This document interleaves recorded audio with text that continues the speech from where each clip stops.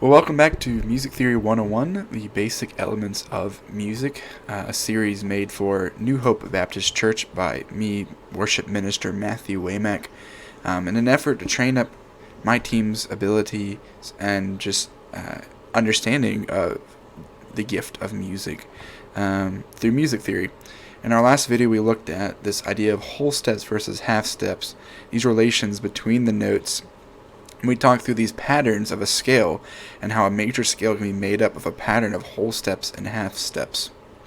And today, we're getting away from the keyboard, for the most part getting away from the keyboard, and looking at how do these letters, these notes, relate onto a staff, onto reading sheet music.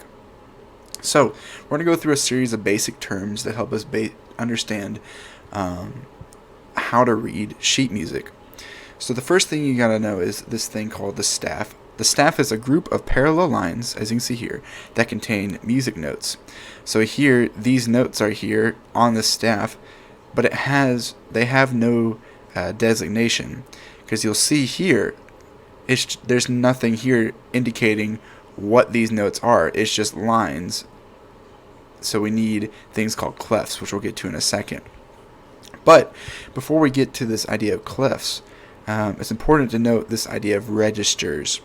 So the registers is the octave number of a note letter based on its position in the staff. So, for example, if this was a bass clef, and we'll explain that in a second, this note would be an A.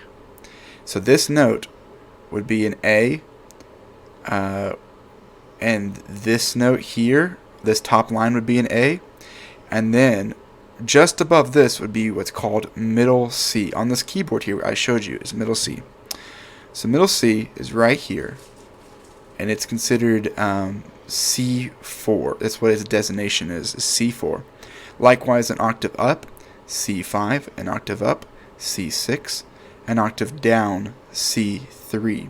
So this note right here, this A, would be, if this is middle C up here, it would be an octave lower, C3, and then it'd be a couple notes down on the bass clef. If this was in the treble clef, this note would be an F, and middle C would actually be below the staff, and we'll explain that later. Middle C would be down here. So C4 would be about right here, and this note F would be this one, F4. And you'll notice that each of the corresponding letter designations, they correspond with their C value. So C3 right here, you go up, above that is a G3. And once you get to C4, all of these notes will be 4s. And then C5, all these notes will be 5s, as I've indicated with B5. And then you get to 6. So everything beyond would be 6. Everything below this would be 2. And that's how registers work. But registers are only really helpful once you know what clef you're in.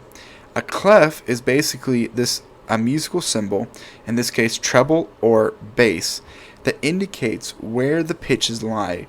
If you looked at a keyboard, this is middle C, this will connect the two clefs, so everything here and below is at the bass clef, everything here and above, treble clef, well, up to a certain area, which we'll explain later. So on this treble clef here, the notes of your treble clef are like this. On the bottom line of the treble clef, you have an E. It goes up to a space, this F. The line is a G, the space is an A, the line is a B, the space is a C, the line is a D, E, and F.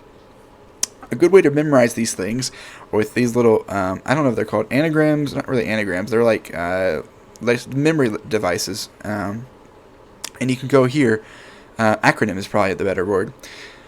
But if you want to memorize the lines, every good boy deserves fudge. Every good boy deserves fudge. And then the spaces are just face. It spells out the word face. And again, these are the notes. So this E right here is this E right here on the keyboard. This D and this B and this middle C are the notes that connect the two staffs, as we'll see in a second on this grand staff down here. But for now, here's your treble clef. Your other clef you'll see most commonly is the bass clef. Bass clef, these two notes here outline an F, so sometimes it's called an F clef, but the spaces and lines of this one are G, A, B, C, D, E, F, G, and A. The mnemonic devices for this one I forgot to write out, so I'll type them out right now. But it's this idea of your lines will be good. Let me do this. Good boys deserve fudge always. And let me go ahead and highlight these letter names so you can see them clearer. So with these things, this one is very similar to the treble clef. So if you look at the treble clef lines, every good boy deserves fudge. Every good boy deserves fudge. But on the bass clef, it shifts down. Good boys deserve fudge always. And this is my favorite one, the spaces of the bass clef. The spaces can be memorized with all cows eat grass. So here we go. We have all cows eat grass. So these mnemonic devices or memory devices, or whatever you want to call them, are just easy ways to memorize the notes on a staff. So as you practice and look at different things, you'll see either, every good boy deserves fudge, face, or good boys deserve fudge always, all cows eat grass. A treble clef will probably be most likely seen in guitar repertoire, acoustic guitar, seen in a lot of vocal ranges. If someone sings a female part, they'll usually read off the treble clef in the alto soprano range. Likewise, a bass clef with vocalists correspond to basses and tenors in the vocals, as well as bass guitar will read off a bass clef whenever they look at sheet music. A piano or anything with keys, so whether that be a Nord or just a pad or anything like that, will actually look at them together in this thing called the grand staff. And this puts everything into perspective. This goes from C3 to C5 with middle C, C4 right in the middle. And as you can see, as I was saying earlier, this BCD unites the staffs. So the staff ends here, this A, this is the top line, but then BCD unite the staffs together and kind of tie and fill this gap. And this C is on what's called a ledger line, and we'll explain ledger lines in a second. But this grand staff is what a pianist reads. They'd read the treble clef with their right hand because it's higher, and their bass clef with their left hand because it's lower. And it would correspond nicely. So this space here, this C, is right here. So you see C, D, E, F, G, A, B, C, D, all the way up there to that C. And this spans a 2-octave range, and these go up and these go down. And actually, these notes here, like I said, the ledger lines, it goes beyond. You can go ledger lines up and ledger lines down. So when you're reading music, especially if you're playing piano or anything, you're most likely going to see these things called ledger lines. And this is an image I found on Google. I thought it was pretty helpful.